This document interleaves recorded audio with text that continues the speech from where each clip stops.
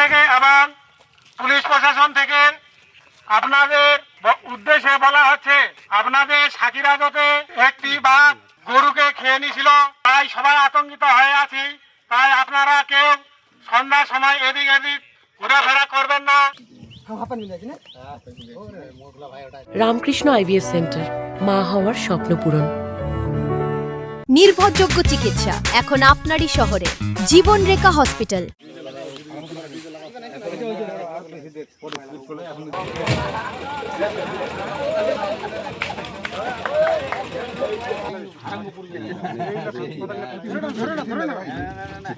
আমবাড়ি রেঞ্জের পক্ষ থেকে আমি বলছি। তো আজকে এই যে সাকিরাজ এলাকায় বিগত 7 দিন ধরে এরা বাঘের আতঙ্কে আছে।